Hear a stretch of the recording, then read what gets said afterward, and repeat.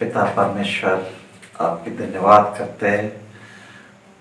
आज का दिन हमारे लिए आपने दिया है, इसके लिए हम तहे दिल से आपकी शुक्रिया अदा करते हैं। पिता परमेश्वर, आज हमारे मन में तेरे वचन और परिशुद्ध आत्मा के द्वारा हमसे बातें करे, और जो कुछ बताना चाहते हैं तू ही हमारे दिल से, हमारे दिमाग से तेरे वचन के द्वारा हमें मार्गदर्शन कर प्रभु। हे प्रभु, हम तेरे हैं और तेरे रहेंगे, तेरी महिमा होती रहे, और प्रेम और दया के सागर तू है प्रभु। सभी इंसानों पर तेरी महिमा, तेरी दया, करुणा और पवित्र आत्मा का मार्गदर्शन कर।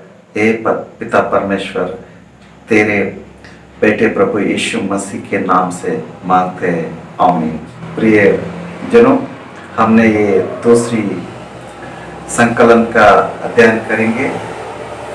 विषय है, आज का विषय, एक व्यभिचारी स्त्री को यीशु मसीह के पास फुर्नियों ने लाकर खड़ा कर दिया था, और मूसा का व्यवस्था कहता है कि जो व्यभिचार में पकड़ी गई उसको ऊपर पत्थरवाह करे। और तू क्या कहता है यीशु, बताओ। यानी यीशु के लिए वे कुछ ना कुछ उसका मुंह से क्या निकलेगा, या व्यवस्था का निराधार करेगा या पापियों का रक्षा करेगा, ये बातें उनके मन में थी। और यीशु मसीह को बार बार पूछने लगे, और यीशु मसीह कहते हैं कि यूहन्ना रचित सुसमाचार 8वां अध्याय उसके पद हम पढ़ेंगे। 6वां पद से हम पढ़ते हैं कि उन्होंने उसको परखने के लिए यह बात कही कि उस पर दोष लगाने के लिए कोई बात पाए, परंतु यीशु झुककर उंगलियों से भूमि पर लिखने लगा। जब वे उससे पूछते ही रहे तो उसने सीधे होकर उनसे कहा, तुम में जो निष्पाप हो वही पहले उसकी पत्थरवाह मारे।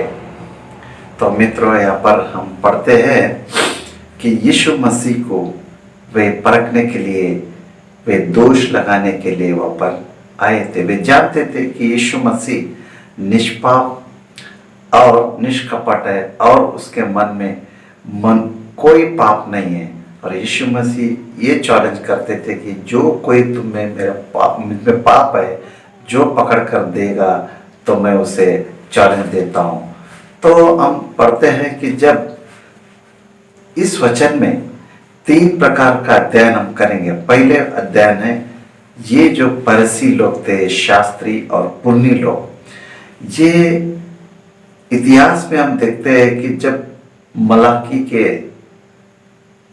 काल में, यानी प्रॉफिट मलाकी जो भविष्यद्वक्ता था, जब उस भविष्यद्वक्ता के वक्त में इजरायली लोग परमेश्वर की आज्ञा को बिल्कुल पालन करना बंद कर दिए थे। जब हम वो मलाकी के वचन में पढ़ते हैं कि भेंट जब चढ़ाया जाता था परमेश्वर का, तो भेंट पवित्र नहीं होता था, वो भेंट अशुद्ध होता था। जो भेंट के बलि के लिए एक बछड़ा या मेमना लिए जाते थे, वे एकदम निर्बल होता था, बहुत सस्ती चीज थी। और वो मेमना ऐसा होता था, ना तो उसमें हाथ में से कुछ द्रव जरता था और मुंह से कुछ लव बहता था, और उसका पैर टूटा होता था, और वो मल करते रहता था। तो ऐसे वो मेमना लाकर बलि चढ़ाते थे। ये परमेश्वर को इतना चीप बना दिए थे कि वे पैसे बचाने के लिए ये करते थे। और दूसरी बात हम देखते हैं कि परमेश्वर का आज्ञा मानना इजरायली लोग बिल्कुल छोड़ दिए थे। तो वे अपनी पत्नियों के साथ दुर्व्यवहार करते थे, अपने पत्नियों को प्रेम नहीं करते थे जो परमेश्वर ने दिया था। अपनी पत्नियों से अपने समान प्रेम रखें।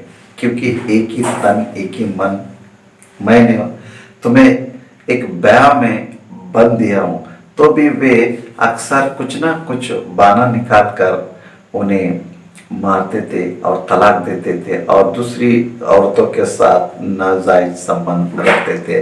ये चीजें चलती रही। तब परमेश्वर ने बिल्कुल ही इज़राइल को त्याग दिया और 400 साल तक परमेश्वर ने इजरायली से बात करना, इजरायली लोगों के साथ बात करना बंद कर दिया। जब हम पढ़ते हैं कि जब मलाकिया से लेकर जब तक बपतिस्मा देने वाला यूहन्ना ना आ पाया, जब तक परमेश्वर उनसे किसी तरह का व्यवहार नहीं करता था, वे उनसे दूर हो गए थे। कभी भी कोई प्रॉफिट को उसने नहीं भेजा। तो समय पूरा हुआ तो तब यीशु मसीह का मार्ग को प्रशस्त करने के लिए वो प्रॉफिट, हम देखते हैं कि यूहन्ना, बपतिस्मा यूहन्ना को उसने इस धरती पर भेजा। जब यूहन्ना भी आने के बाद उसने ये बात कही, ये सब के लोगों, यानी कि ये विद्रोही लोग, तुम परमेश्वर की तरफ मुड़ो वरना नहीं तो आप खत्म हो जाएंगे। तो जब से हम देखते हैं कि फरीसी लोग और सदूकी, शास्त्री और यहूदवादी, ये जो समुदाय के 4 समुदाय थे, ये पुराने नियम में कहीं पर भी आपको नहीं, हम नहीं पाते उनको। तो वहां पर पुराने नियम में पाते हैं कि याजक होते थे या भविष्यद्वक्ता होते थे या शास्त्री होते थे, परंतु ये 3 जो अगुवे थे, ये फरीसी और यहूदवादी और सदूकी, ये तीनों वो पुराने नियम में ये पाए नहीं जाते थे। लेकिन 400 साल के बीच में ये अपने ही एक झुंड बना लिए और धार्मिक का जो होता था, जो परमेश्वर का जो कुछ भी होता था, मंदिर हो या परमेश्वर का जो वचन सुनाने का होता था, उस पर ये लोगों ने कब्जा कर लिया गैर तरीके से। तो इन्होंने आते आते ये मूसा का व्यवस्था जो था उसको पढ़ाते पढ़ाते कुछ अपने ही तरीके से जो कुछ भी अपने को समझता था वे उसमें लिखने लगे। और उसी के कारण हम पढ़ते हैं कि तब यीशु ने उन पर दोष लगा दिया। यह काम पढ़ते हैं, इसे हम देखते हैं कि मत्ती रचित सुसमाचार उसके 23वां अध्याय हम पढ़ते हैं वचन 3। वहाँ ऐसा लिखा है क्योंकि वे कहते तो है पर करते नहीं। वे एक ऐसे भारी बोझ को जिनको उठाना कठिन है बांधकर उन्हें मनुष्यों के कंधे पर रखते हैं, परंतु स्वयं उसे अपनी उंगलियों से भी सरकाना नहीं चाहते। वे अपने सब काम लोगों को दिखाने के लिए करते हैं। हम देखते हैं कि यहाँ पर परमेश्वर का वचन कहता है, तो हम इसे और बारीकी से पढ़ेंगे तो लिखा है कि 23वां अध्याय 2 वचन में हम पढ़ते हैं, शास्त्री और फरीसी मूसा की गद्दी पर बैठे हैं, इसलिए वे तुमसे जो कुछ कहे वह करना और मानना, परंतु उनके से काम मत करना।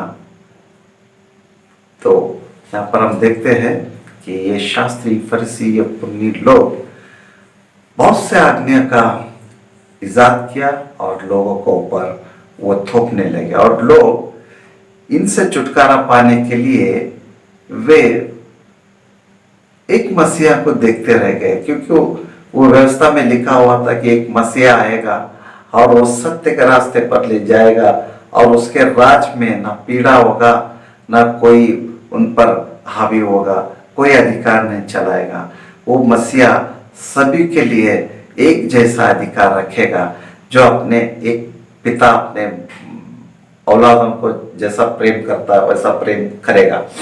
तो ये आते आते ये आज्ञा के ऊपर आज्ञा लादने लगे। इसके लिए यीशु मसीह उनके बारे में ये बातें कहने लगे। यहाँ पर हम पढ़ते हैं कि मत्ती रचित सुसमाचार 23वां अध्याय और 23 से लेके 24 पद में हम पढ़ेंगे। एक कपटी शास्त्रियों और फरीसियों, तुम पर हाय, तुम पुदीने और सौंफ और जीरे का 10वां अंश तो देते हो, परंतु तुमने व्यवस्था की गंभीर बातों को अर्थात न्याय और दया और विश्वास को छोड़ दिया है। चाहिए था कि इन्हें भी करते रहते और उन्हें भी ना छोड़ते। ये अंधे अगुए, तुम मच्छर को तो चांद डालते हो, परंतु ऊंट को निगल जाते हो। इसी तरह और एक वचन पढ़ते हैं 27 से लेके 28 पद में पढ़ते हैं। एक कपटी शास्त्रियों और फरीसियों, तुम पर हाय, तुम चुना फिरी हुई कब्रों के समान हो, जो ऊपर से तो सुंदर दिखाई देती है, परंतु भीतर मुर्दों की हड्डियों और सब प्रकार की मलिनता में भरी है। इसी रीति से तुम भी ऊपर से मनुष्यों को धर्मी दिखाई देते हो, परंतु भीतर कपट और अधर्म से भरे हुए हो। तो यहाँ पर हम देखते हैं कि ये जो पकड़ कर लाए थे व्यभिचारिणी स्त्री को, जो दोष लगा रहे थे उसके ऊपर, ये व्यभिचार करती हुई समय प्रज्ञा पकड़ी गई है।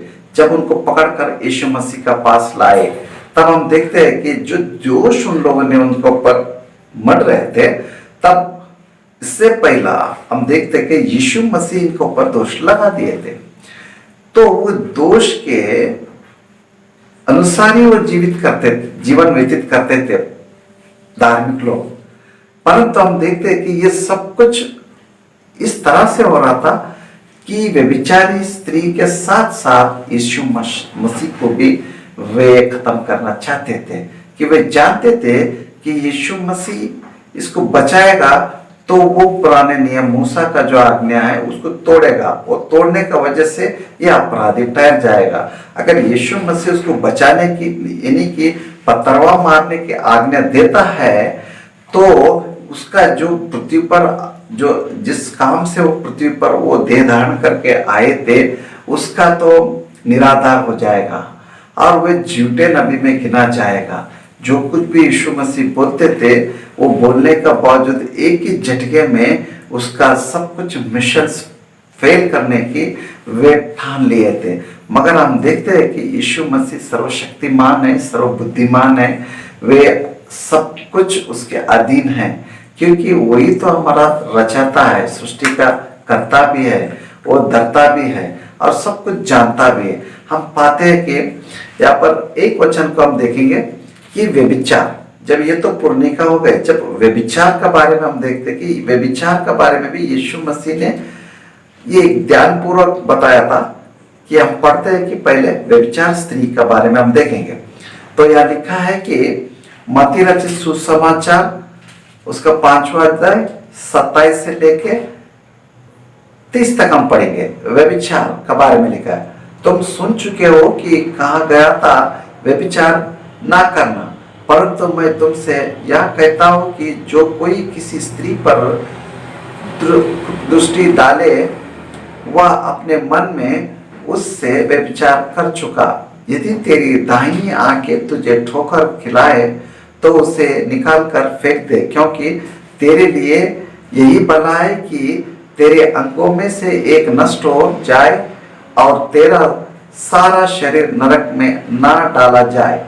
यदि तेरी दाहिनी हाथ तुझे ठोकर खिलाए, तो उसको काट कर फेंक दे, क्योंकि तेरे लिए यही भला है कि तेरे अंगों में से एक नष्ट हो जाए और तेरा सारा शरीर नरक में ना डाला जाए।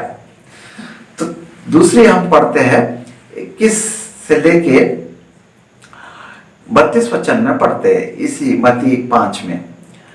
यह भी कहा गया था, जो कोई अपनी पत्नी को तलाक देना चाहे तो उसे त्याग पत्र दे, परंतु मैं तुमसे यह कहता हूं कि जो कोई अपनी पत्नी को व्यभिचार के सिवाय किसी और कारण से तलाक दे तो वह उससे व्यभिचार करवाता है, और जो कोई उस त्यागी हुई से ब्याह करे वह व्यभिचार करता है। हम यहाँ पर देखते हैं मूसा ने तो उन्हें अगर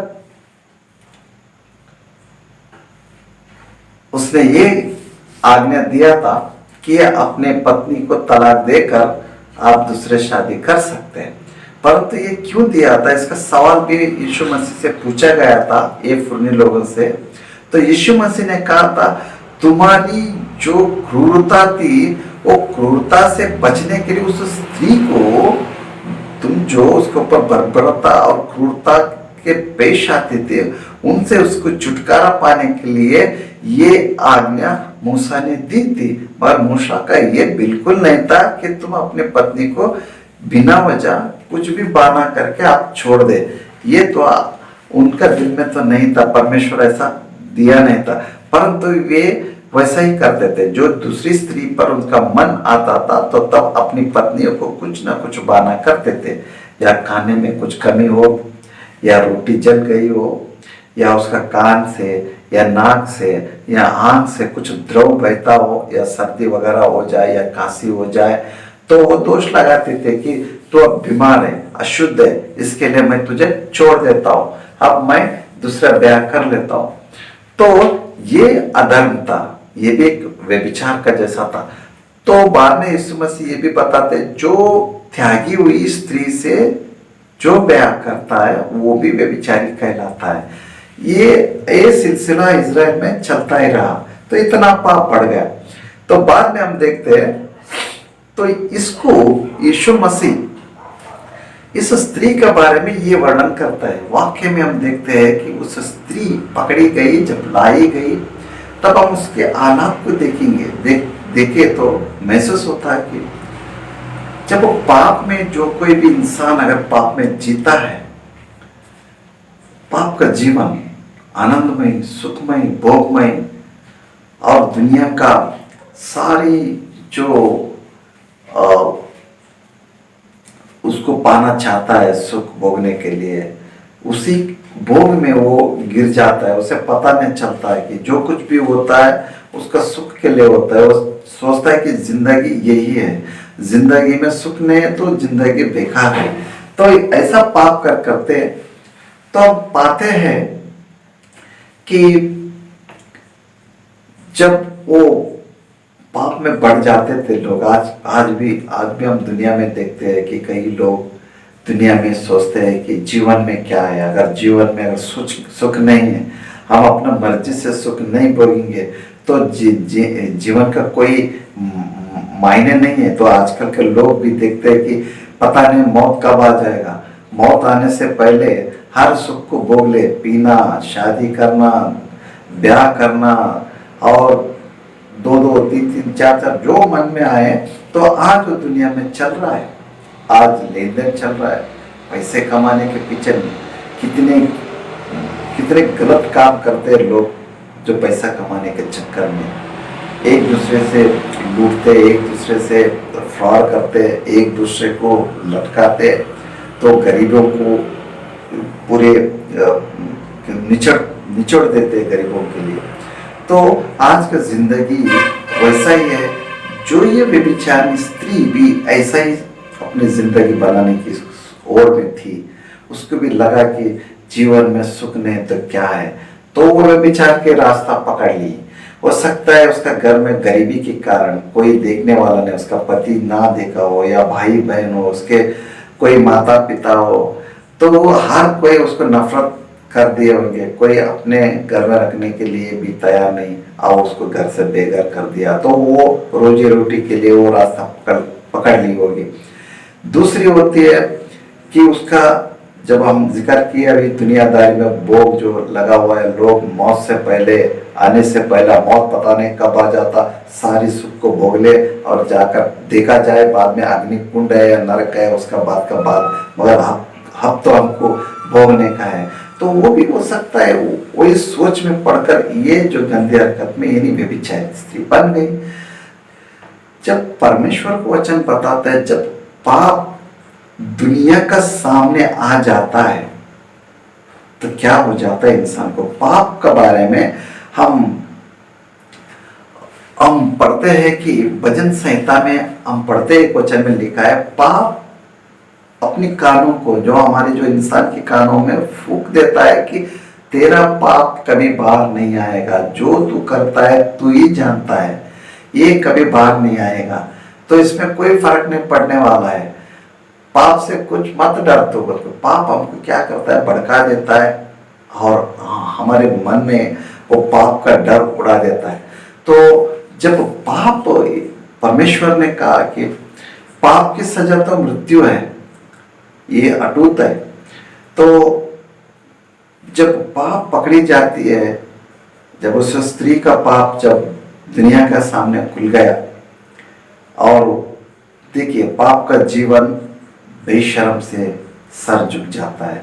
पाप का जीवन जितना भी बलशाली क्यों ना हो, वो धनवान हो, वो अक्लमंद हो, या फिर वो सेनापति हो, कोई राजा हो, कोई रंग हो, और पाप इंसान को निर्बल बना देता है। जब वो दुनिया के बाहर आ जाता है, बाहर आने के बाद जो पकड़ी जाती है, जो पाप में लिप्त लोग, तब हम देखते हैं कि सारा एकड़ी उनकी निकल जाती है। जब चारों तरफ से उंगली उठने लगती है कि ऐसा काम किया तूने, ये ऐसा काम नहीं करनी चाहिए, तो वो स्त्री का बारे में वैसा ही हुआ था। बच्चन स्त्री का नाम से एक नवाजा गया उसको, हर कोई पत्थर लेके, ये बच्चन स्त्री, आज सबक हम सिखाएंगे, तुझे इस दुनिया से बेदखल कर देंगे।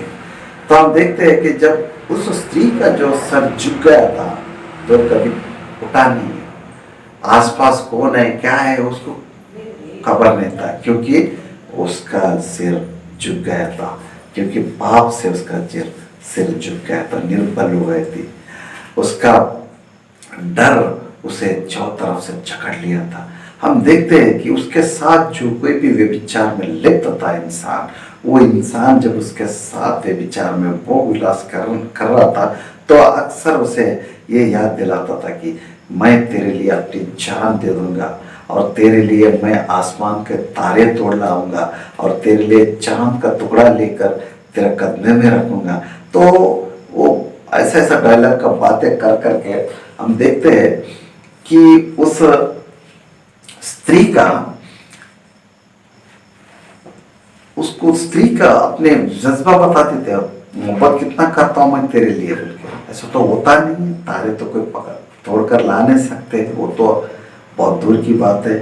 जब प्रिय हम देखते हैं इस वचन, ये बातें में, जब वो जितने भी उसके साथ व्यभिचार में लिप्त हुए लोग ऐसे बातें करते थे, उसके शुभ चिंतक भी थे, लेकिन जब वो पकड़ी गई, उसी भीड़ में वो जो शुभ चिंतक थे उसके, वे भी पत्थर लिए थे उसको मारने के लिए, क्योंकि वो समझ गए थे कभी वो अपनी पाप की जो कुंडली खोलने लगेंगे तो कहीं मेरा नाम ना बोल दे।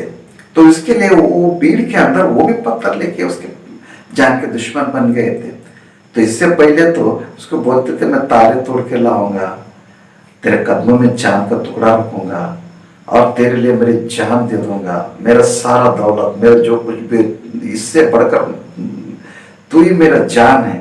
दिया सो जान परमेश्वर, वो परमेश्वर वह था यीशु मसीह।